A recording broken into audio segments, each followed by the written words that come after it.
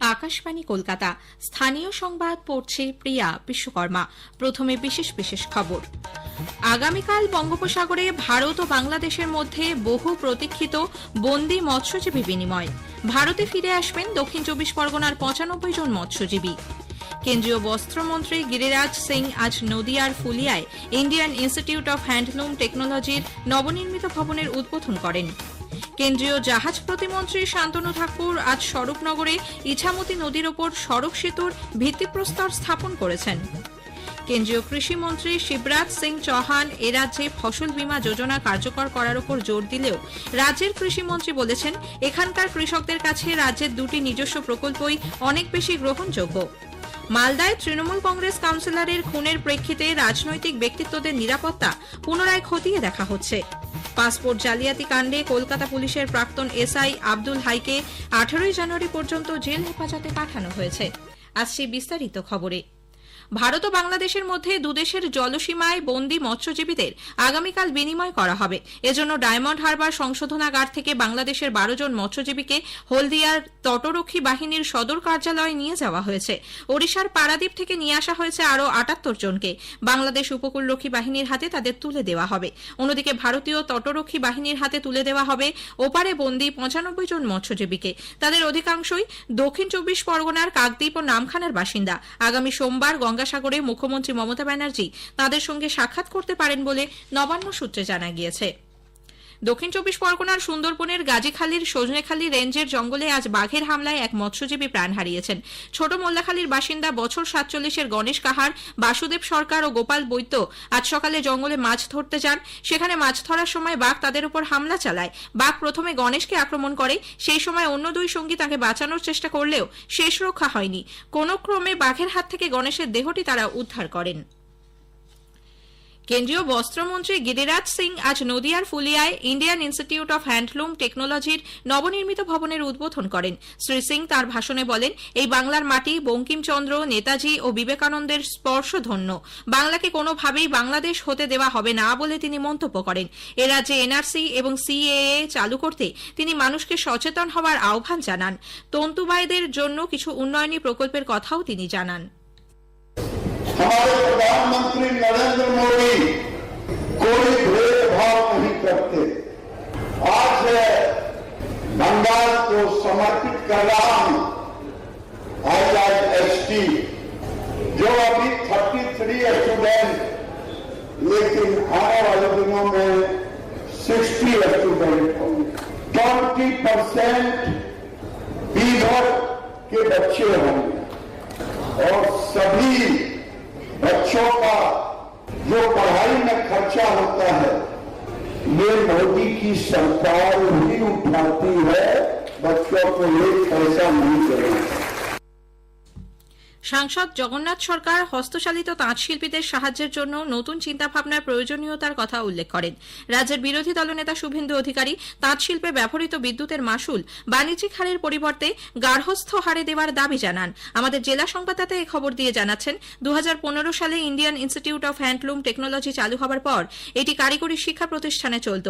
কেন্দ্রে দেওয়া প্রায় 76 কোটি টাকা ব্যয়ে নির্মিত নতুন ভবনে স্মার্ট ক্লাসরুম, ছেলে ও মেয়েদের জন্য পৃথক হস্টেল, অত্যাধুনিক ল্যাব, কনফারেন্স রুম ও প্রশাসনিক ভবন রয়েছে। 3 বছরের ডিপ্লোমা কোর্সে বর্তমানে 30টি আসন বাড়িয়ে আগামী শিক্ষাবর্ষ থেকে 60টি আসন করা হবে। এ রাজ্য ছাড়াও বিহার, ঝাড়খণ্ড ও সিকিমের শিক্ষার্থীরা এখানে ভর্তির সুযোগ পাবেন। ধর্মীয় উৎপীড়নের জন্য ওপার থেকে চলে আসা হিন্দুদের নদিয়ার গাংনাপুর, হাঁসখালী এবং রানাঘাট থানার পুলিশ গ্রেপ্তার করলেও রোহিঙ্গা ও সংখ্যালঘু মানুষদের আশ্রয় দেওয়া হচ্ছে বলে বিরোধী দলনেতা শুভেন্দু অধিকারী অভিযোগ করেছেন। আজ ফুলিয়ায় সাংবাদিক সম্মেলনে শ্রী অধিকারী আরও অভিযোগ করেন, এখানে শাসক দলের নেতাকর্মীরা আধার ও ভোটার কার্ড তৈরি করে দিচ্ছে, অথচ শাসক দলের নেতারা বিএসএফ এর বিরুদ্ধে কথা বলছেন। জমি না দেওয়ার জন্য আন্তর্জাতিক সীমানার 600 কিলোমিটার এলাকায় কাঁটাতারের বেড়া তৈরি করা যাচ্ছে না বলে তিনি মন্তব্য করেন।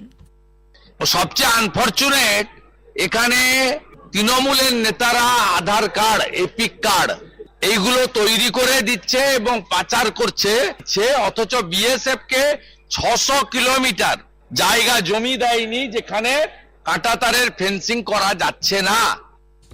কেন্দ্রীয় জাহাজ প্রতিমন্ত্রী শান্তনু ঠাকুর আজ স্বরূপনগরে ইছামতি নদীর ওপর 1 লেনের সড়ক সেতুর ভিত্তিপ্রস্তর স্থাপন করেছেন। 16 কোটি টাকা ব্যয়ে 64 মিটার দীর্ঘ এই সেতুর দুদিকে 120 মিটার দীর্ঘ রাস্তা থাকবে। এই সেতুর ওপর দিয়ে 2 টন পর্যন্ত ভারী যান চলাচল করতে পারবে। জাহাজ চলাচলের জন্য ইছামতিতে ড্রেজিং করা হচ্ছে বলে শ্রী ঠাকুর জানিয়েছেন। তিনি অভিযোগ করেন, ভোট ব্যাংকের জন্য রাজ্যের মুখ্যমন্ত্রী অনুপ্রবেশকে মদত দিচ্ছেন। বিএসএফ অনুপ্রবেশ করালে গোটা দেশ এতদিন দখল হয়ে যেত বলে তিনি মন্তব্য করেন। অনুপ্রবেশ ঠেকাতে রাজ্য সরকারের কেন্দ্রকে সহযোগিতা করা প্রয়োজন বলেও তিনি অভিমত ব্যক্ত করেছেন। দেশের কৃষিক্ষেত্রে বর্তমান অবস্থা নিয়ে কেন্দ্রীয় কৃষিমন্ত্রী শিবরাজ সিং চৌহান আজ বিভিন্ন রাজ্যের কৃষিমন্ত্রীদের সঙ্গে ভার্চুয়াল বৈঠক করেন। বৈঠকে কেন্দ্রীয় কৃষিমন্ত্রী এ রাজ্যে ফসল বীমা যোজনা কার্যকর করার উপর জোর দিলে রাজ্যের কৃষিমন্ত্রী শোভনদেব চট্টোপাধ্যায় বলেন, এখানকার কৃষকদের কাছে রাজ্যের 2টি নিজস্ব প্রকল্প অনেক বেশি গ্রহণযোগ্য। শুধু কৃষক বন্ধু প্রকল্পেই রাজ্যের 1 কোটি 1 লক্ষ কৃষক নাম নথিভুক্ত করেছেন বলে উল্লেখ করে শ্রী চট্টোপাধ্যায় দাবি করেন, এখানে কৃষকদের আয় 211% বৃদ্ধি পেয়েছে। পশ্চিমবঙ্গ ছাড়াও অন্ধ্র, পাঞ্জাব ও বিহারের মতো বেশ কিছু রাজ্য কেন্দ্রীয় প্রকল্প গ্রহণ করেনি বলে শ্রী চট্টোপাধ্যায় বৈঠকে জানান। গোবিন্দভোগ চাল বিদেশে রপ্তানির অনুমতি চেয়ে 2022 সালে কেন্দ্রের কাছে আবেদন করা হলেও এখনও তার অনুমতি দেওয়া হয়নি বলে কৃষিমন্ত্রী জানান। স্থানীয় সংবাদ শুনছেন আকাশবাণী কলকাতা কেন্দ্র থেকে। আমাদের সংবাদ শোনা যাবে ইউটিউব চ্যানেল আকাশবাণী সংবাদ বাংলা, ফেসবুক ও ইনস্টাগ্রাম আকাশবাণী সংবাদ কলকাতা এবং এক্স হ্যান্ডেল AIR নিউজ কলকাতাতে।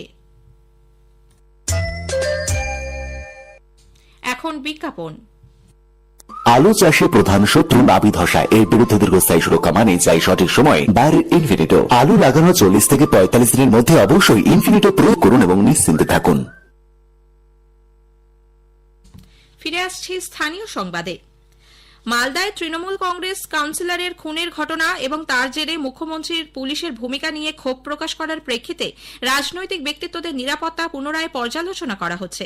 বিভিন্ন জেলায় রাজনৈতিক দলের নেতানেত্রীরা কি ধরনের পুলিশি নিরাপত্তা পাচ্ছেন তা নিয়ে নিরাপত্তা অধিকর্তা পীযূষ পাণ্ডে রিপোর্ট তলব করেছেন। সাম্প্রতিককালে কাদের নিরাপত্তা প্রত্যাহার করা হয়েছে, পুলিশ সুপার এবং কমিশনারদের কাছে তাও জানতে চাওয়া হয়েছে। আগামীকালের মধ্যে ওই রিপোর্ট জমা দিতে হবে। এদিকে দুলাল ওরফে বাবলা সরকারের খুনের ঘটনায় ধৃত অভিজিৎ ঘোষ এবং অমিত রজককে আজ মালদা জেলা আদালতে তোলা হলে 13 দিনের পুলিশ হেফাজতে পাঠানো হয়েছে। এই নিয়ে এই ঘটনায় মোট 5 জনকে গ্রেপ্তার করা হলো। পূর্ব মেদিনীপুরের বাগচায় বিজেপি নেতা বিজয় কৃষ্ণ ভূঁইয়ার খুনের ঘটনায় এনআইএ আজ মহারাষ্ট্র থেকে মোহন মণ্ডল নামে একজনকে গ্রেপ্তার করেছে। তাকে ট্রানজিট রিমান্ডে রাজ্যে নিয়ে আসা হচ্ছে। উল্লেখ্য 2023-এর 1 মে বিজেপির বুথ সভাপতি বিজয় কৃষ্ণ ভূঁইয়া খুন হন। জাতীয় তদন্ত সংস্থা এনআইএ হাতে নেয় ঘটনার তদন্তভার। পাসপোর্ট জালিয়াতি কাণ্ডে পুলিশের প্রাক্তন এসআই আব্দুল হাইকে আজ আলিপুর আদালতে তোলা হলে 18 জানুয়ারি পর্যন্ত জেল হেফাজতের নির্দেশ দেন বিচারক। উত্তর 24 পরগনার অশোকনগরে নিজের বাড়ি থেকে পুলিশ গতরাতে তাঁকে গ্রেপ্তার করে। কলকাতা পুলিশের পাসপোর্ট সেকশনে সাব ইন্সপেক্টর পদে কর্মরত ছিলেন আব্দুল।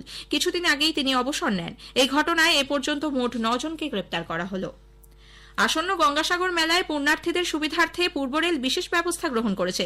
পূর্ব রেলের দায়িত্বপ্রাপ্ত মুখ্য জনসংযোগ আধিকারিক দীপ্তিময় দত্ত একথা জানিয়ে বলেন, প্রত্যাশিত ভিড়ের কথা বিবেচনা করে শিয়ালদা দক্ষিণ, কলকাতা স্টেশন, লক্ষ্মীকান্তপুর, নামখানা, কাকদ্বীপ থেকে বিভিন্ন দিকে আগামী 12 থেকে 17 জানুয়ারি 12টি গ্যালোপিন ইএমইউ স্পেশাল ট্রেন চলবে। এছাড়াও 3টি ইএমইউ লোকালের যাত্রাপথ বর্ধিত করা হবে। গঙ্গাসাগর মেলা মাঠে আগুন নেভানোর জন্য 75টি অত্যাধুনিক বাইকের ব্যবস্থা করা হয়েছে। এগুলি দ্রুত জনবহুল এলাকা এবং খুব কম পরিসরের মধ্যে ঢুকতে পারবে।